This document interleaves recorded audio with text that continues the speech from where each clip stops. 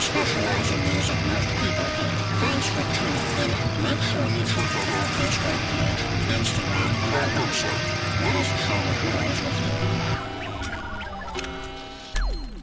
Yo, this is John from Noise Dosage Media, and this episode is brought to you by Begrudgingly Benny.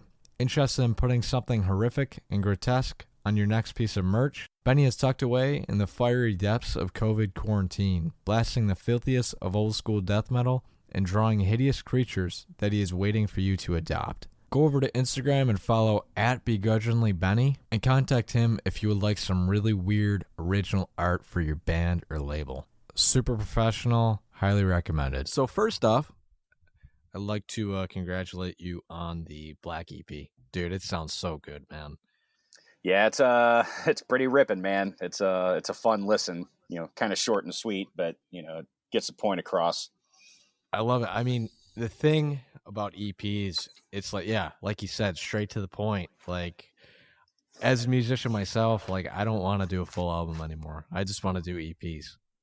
Yeah, I mean, there's something to be said because it kind of, I guess the attention span of the average person these days is slim to none. So exactly, kind of grab their attention. It's like 15 minutes and maybe they'll hold on for the whole thing, or maybe just whatever. Right. One song, see ya. Right, exactly. I mean, I was just watching some video on YouTube the other day, and it basically said that the amount of bands that have come out within the last couple of years, it's insane. Like, you just get caught up in the white noise sometimes.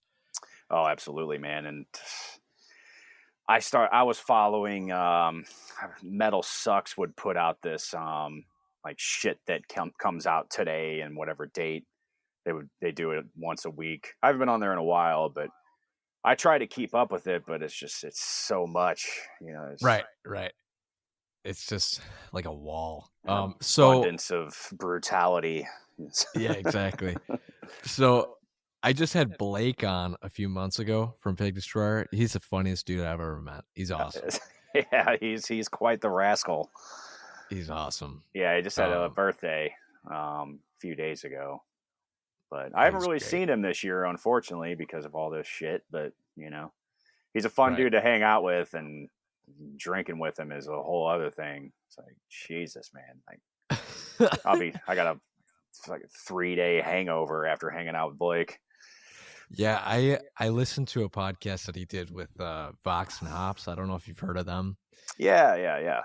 That's my buddy from Cryptopsy. Yeah, Matt. Matt, exactly. They started talking about alcohol and beer and all this craft stuff. I'm like, yeah, he knows his stuff, man. Yeah, Blake, he likes his booze. Let's just put it that way. I mean, I'm still, blown away. Like, every time Pig Destroyer, we don't really tour, so we'll just do like a few shows, and I'm more drained and hungover, and my body just feels like it was beaten with a freaking sledgehammer, in those 3 days, as opposed to like a month-long tour with Misery Index. And a lot of that's to do with Blake punishing my liver. So come on, man, it's a party. Let's go. Yeah, I'm like, dude, I got to play drums tomorrow. Yeah, it's like guitar, you could be a little drunk. It don't matter. Like, well, he just does the samples, so he's literally yeah, exactly. He gets to stand there. Guitar players get to stand there. Vocalists, they can do whatever, but drummers, no way. Yeah, your body will be like, nope, not happening, bro. So, off the topic of agility, so you got 6 bands, active bands. The 3 bigger bands: Scour, Misery Index, Pig Destroyer. What has been like some positive and negatives of being a part of so many projects? Well, the positives are definitely just keeping me in shape. Yeah. I actually joined Lockup this year. That's another super group of sorts. You got Shane Embry, Anton, who also plays with Brujeria now. Kevin Sharp. It's just another awesome, extraordinary gentleman uniting and creating some madness. But yeah, we've been writing and recording this year as well. So if it wasn't for me joining Lockup, I wouldn't have really gone into the studio and basically had to force myself to practice and play because it, was kind of easy to get sidetracked this year, as all of us know. Right. So Right, that exactly. definitely kind of smacked me in the ass to get up to the practice space and practice. And, now like getting back into it with Scour, and, we got a little something coming up. So we're, yeah, it's definitely, a blessing in disguise, I guess you could say, being in so many bands because it's like, usually I'm playing shows throughout the year, and you get home from one run and then practice for going out with, say Pig Destroyer the next weekend. Mm-hmm. And that's how I usually stay in shape. But this year it's just like, Right. you do it when Exactly. you need to. And, Yeah. I guess. Now with the Scour guys, do you I was watching like the documentary type thing on your YouTube channel, and it sounds like you guys do like a lot of pre-production. Do they give you like a MIDI to go off of and then you write off of that, or how does that work? The demo process for you? The demo process is usually Derek writes everything, riffs and the drums. Mm-hmm. And of course he, throws in just like a rip and blast for like basically 3.5 minutes straight. And he's like, here you go, man. And I'm like, dude, like I can't do that. I'm human, Right. but no, I mean, he doesn't, it's not that crazy, but he basically has mapped out the basic ideas, and then I obviously Just throw run in all off of it. the fills and just spice things up and just do what I do, kind of thing. But for the Black Right. EP, actually, I didn't hear a lot of these songs until literally like the week that I recorded them. And I just got out of the studio with Misery Index doing our last full length. And I was down in Florida, and then Derek was like, hey, because we were going down to Louisiana to Phil's house for his big 50th birthday bash. Gotcha. So he was like, hey, while we're down there, you maybe want to record these drums for the Black EP. And I was Yeah, he like, just snuck it in there. yeah, Yeah. if I would, if I could hear the songs, that'd be cool. It's like, oh yeah, let me send those to you. So yeah, a lot of the That's stuff funny. on there is very like, played once, and that was the one time it was played. As of then, it's like I just That's kept a awesome. lot of It like the first definitely doesn't takes. sound like it.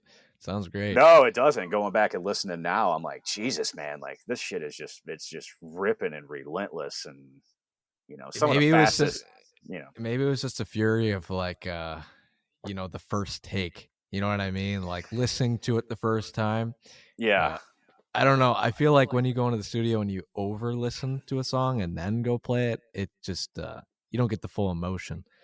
which is very easy to do in the studio. Yeah. Yeah. Anybody that's a musician and who's recorded, it's like at some point you just got to let go, and you're not always going to be 100% happy with everything that you do, but you got to Mhm. just get it to a point where you're content. And that I like the one take, just rip it. And you know Right. I'm not a fan of editing stuff. Of course, if you got to slide a couple kicks around here and there, whatever. But as far as like the whole physical take, like, oh well, we can try and move these toms, and I'm like, no, We let me can just make it play it. perfect. Let We me can make just it play it perfect, man. right and not like a jackass, and then we'll move on. Right. So All right. So I'm gonna hit you with a big question here. What do you think the biggest struggle in the music industry right now is as an artist, and how would you fix it if you had like the power to do it? yeah, that is a good question. Um, well, I guess just this oversaturation of just social media blasts, and Mm, just too much competition. Everybody, especially now with not playing shows, everybody's, trying to do unique things like live streams and putting out unique merch and, stuff Right. like this and that. And it's just like, it's hard to, at least for me personally, a part of me just doesn't like feel right, I guess, when you're pushing that stuff like, oh, buy this from us. Like, Right. everybody's struggling right now. And, I think things are starting to get back to normal a little bit, I guess, as far as like just daily, like whatever you do for employment. Mm-hmm. But as far as music goes, it's, still a struggle and is going to be for a while. And right. Yeah. I mean, the people I've talked to, they don't think it's going to come back for like a year, maybe year and a half, too. Yeah. Like and live music. Yeah. I mean, they're still holding on to like the summer festivals next year over in Europe. And, Mm-hmm. like Misery Index is supposed to do Hellfest. And, I was talking to Mark and Jason about it the other day. And I was just like, man, I cannot imagine Yeah, like picture 150,000 people in the middle of a field in France. it. Like, there's no way, dude. There's no way. It's so crazy. Like, I'll go on YouTube and watch like live music, and I'm like, it feels more than like 8 months or 7 months, whatever. Yeah, exactly. Like, feels like an eternity. All right, so oversaturation. Yeah, I guess that. I mean, that's definitely a huge thing now. But over pushing merchandise on people. that, Basically. and I guess just, I know everybody's got to promote themselves, but I feel like if you over promote sometimes, then people just are gonna just scroll as fast as they can past your post. You know what I mean? Well, now with like, oh my God, Friday. So I deleted Facebook. I can't stand it. I'm use not on Instagram. Facebook either. I'm only on Instagram. Instagram, it's owned by Facebook, but it's a different platform, right?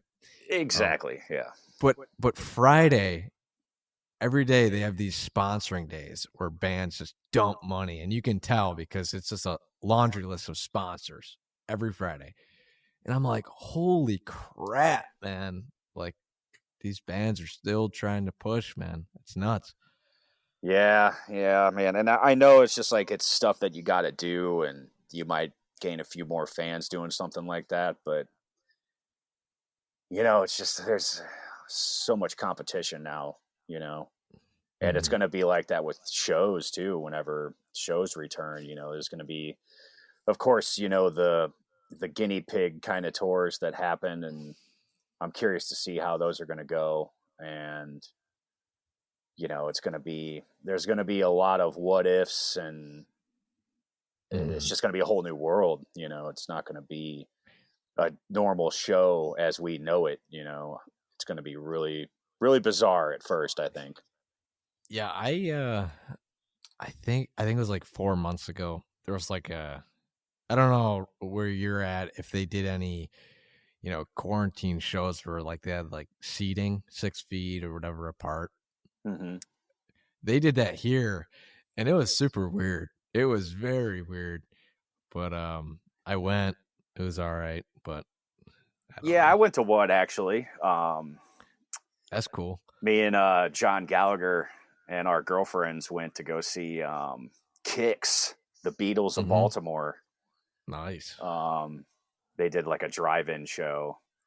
It was funny. There was a comedian that was like the opening act, and he was raunchy. I mean, it was like, if you brought your kids, that's not my fucking fault. I was like, damn, But he's like, I don't know if you guys are laughing at my jokes, so you're going to have to do something different, like flash your lights or spray your windshield wiper fluid. If you think it's really hilarious, honk your horns, just go. So that was pretty funny. Everybody kind of ran with that. And, I accidentally actually splashed some people with my windshield wiper fluid. I was like, oh, that's shit. Funny. Yeah, sorry. That's hilarious. That is funny. Yeah, I mean, they started doing that here for a little bit, and then they stopped. I don't know what the hell happened, but yeah, that could be, something that might be the new norm for a little bit, especially, whenever it starts like getting the warm, driving things. When it's warmer out again. Right. We'll see. That's what everybody keeps saying. It's like, That's been this year. That should be the fucking motto or the slogan for 2020. Yeah, we'll see. Right. I've been calling it the wrecking ball. Yeah. All right. So, 3 albums that have helped shape your drumming style. Like, I don't know, drummers or albums. What do you think would be the best representation of that? I'm gonna go with Metallica, Master of Puppets. Nice. Sepultura, Beneath the Remains, and Morbid Angel, Covenant. Nice. All right. Here's a question. Metallica. How many times have you seen them? Actually, my first concert was Metallica with my cousin John, who's in Scour as well. Nice. I was 10 years old at the time and went to see it was Metallica, Danzig, and Suicidal Tendencies in 1994. Yeah. So that was like definitely a game changer. And I had already started playing drums at that point. I started when I was like 8. But I remember after that show just being like, whoa, like this is like, I knew even then, like, this is some amazing stuff, going to a concert like that and just being like, wow, like I want to do that, every kid's dream, I guess. But my dad threw on the Black album on CD. Dude, that CD is so shot up, man, because I listened to it so much. Oh, I love that record still. I mean, there's a lot. The whole A side I basically can't listen to, but the B side, of Wolf and Man and songs like that, My Friend of Misery, some great songs on that record. Right. Are you a fan of being a drummer? I mean, I think it was freaking Death Magnetic. Were you a fan of that album or no? I think it's great. I really like it. That's my favorite. That's my favorite album by them. I even like the newest one too, Hardwired. Yeah. But yeah, Death Magnetic like really, really caught me by surprise. And I know the production's a little overdone and blown out and everything. That's a lot of people's major complaint, I guess. But right. Lars is Lars. I mean, he does what is called for the riff, and he doesn't spice it up, like a lot of drummers would, and that wouldn't make it Metallica. It's like if you listen to AC/DC and all of a sudden there was like double bass, you'd be like, what the hell? Like, this isn't a rock and roll beat. Yeah. Yeah. I feel like that album is just kind of in their era of just like, did it happen? Because I don't really hear people talking about it. I really don't. Yeah, that is true. I haven't listened to it in a while. I might have to put that one on again. I remember that instrumental track being really badass. Yeah. Yeah. Some good riffs. A Day That Never Comes, man. That's a killer riff. Yeah, it is, man. It really is. For one of those more of the epic side of things that Metallica is known for. That's definitely one of their better epic songs, I'd say. Right. All right. So the 2 last things I got here is, how has being a part of Housecore Records, Phil's record label, been a different experience for you? And do you feel that like it's easier to keep it in-house or have other people work with press? Well, for the Black EP is the first time that, we obviously signed with Nuclear Blast. Mm-hmm. So they kind of definitely have a stronger presence in Europe and I guess worldwide in a way. I mean, they're pretty much like the biggest metal label out right now. I mean, they're bigger than Roadrunner. So, Housecore it's very tightly run. It's just like a family kind of thing. It's once you're on the label, every time I've been to Phil's house, it's just treated just like you're straight up, just like family, it's really take care of you. And, Kate, Phil's wife, is amazing. Always make sure that, you get fed and whatever, it's just like that Southern hospitality. And right. Because Fulgora is another band that I'm in, and that was the I guess the first time that sorry about that. No worries. it's the first time that I actually met Phil and got to really know him was because of Fulgora. And we went down there and recorded some stuff, me and my cousin John. That was back in like 2013 or 14, something like that. And I remember it's just like when we left, it was just like, wow, like what an amazing experience, you know? Like, yeah, exactly. to me, Phil's such a legend, you know, and then when you're just like hanging out at him, like, you know, you go downstairs to get like a cup of water and it's like, there's Phil Anselmo sitting there drinking coffee and smoking a cigarette, just on his couch doing what he does, you know. It's like, hey, what's up, man? You want some coffee? You're like, yeah. He's like, you want some breakfast? You're like, damn, Phil, you all right? That's funny. Yeah, that's awesome. He's man. a cool dude for sure. So, the last thing I'll conclude to is objectives and priorities when Scour came about. Like, what were you guys trying to like do? I think it was just something different that people wouldn't really expect Phil to be a part of. I mean, you know,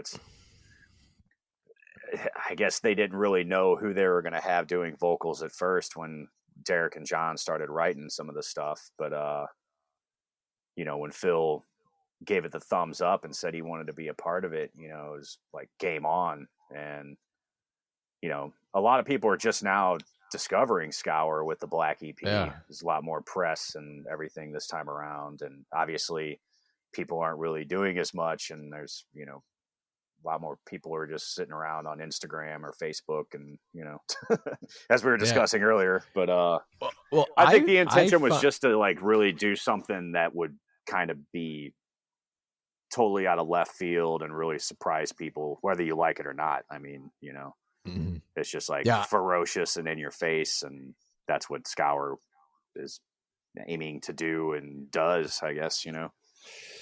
Yeah, I found out about this project in the beginning of the pandemic, and I was like, no freaking way. And I sent it to my friends, and they're like, dude, you didn't know about this? I'm like, what? I'm like, I felt totally out of the loop. Like, because, poser. Yeah, I'm like, are you kidding me? Like, this is a thing? Because, like, I was talking to Blake, and then I'm like, no way, this is like a super group. Like, what the hell's going on? But yeah, so what is the plan when you hit the road? What band do you think is going to be touring first? Well, Misery Index had already announced a tour for September of next year. We were going to try to do it in March, but obviously that was like being way over ambitious and like not going to happen kind of thing. So that's the only thing that's really on the table other than like a few festivals. I know like Pig Destroyer is doing Psycho Las Vegas, and it's, you know, it's just that what if, you know, or let's see what happens, like I was saying earlier. But Scour didn't really have anything on the books because, you know, Phil was going to be doing the Down 25th anniversary of the NOLA record. They were going to do all those shows, and then he's still doing the, you know, Phil and the Illegals are still doing the Pantera set at a lot of those Eurofests. And so Scour was basically going to be just like, we were eventually going to put out the Black EP, and then we still only played like 10 shows or something like that. So still pretty new thing, you know, but we hope to get out there and do something hopefully sooner than later. But everybody's just still playing catch up from what they were supposed to do this year. So now is Scour planning on like doing like long-winded tours or just shows like scattered? I think for now it's probably just going to be more just like festivals and higher profile, you know, bigger Eurofests, or like we did Maryland Death Fest and like Roskilde in Denmark. We did Hellfest. The Tecate Metal Fest down in Monterrey, Mexico, which was sick. Yeah. So yeah, it's just like all kind of just like a more of like an event band, you know. Right. Oh, that's cool. We hope to do a All tour right. at some point, but I think it's still going to be, just kind of like just bigger, higher profile festivals and stuff like that, Yeah. Perfect. Well, if you come to Buffalo in any of your bands, I'll be there. So Sick. Yeah, it's hell been a yeah, while thank since we've you. been up there. Yeah, Buffalo chicken wings, man. The home of the freaking chicken Hell wings. yeah, and the garbage plate, right? Isn't that up there? Oh, well, that's Rochester. That's Rochester. an hour away. Close enough, But, yeah, I used to live there, but I just moved like a couple months ago. So I bet it's freezing balls up there right now. yes, it is. It is freezing. It was like 40 degrees the other day. Oh well, that's not that bad. Yes, well, snow's coming down. Wind. It's the wind that ruins everything. Yeah. I'm right next to the lake, so you get the breeze. Oh yeah. But Goes straight right, through to your bones. Exactly. Damn it, I'm blowing up. Sorry. You're good. All right, Adam. Well, thanks for hopping on. We made it happen, and I'm super stoked for whatever comes from you. So, well, hell yeah. Thanks for your time, and yeah, keep on keeping on.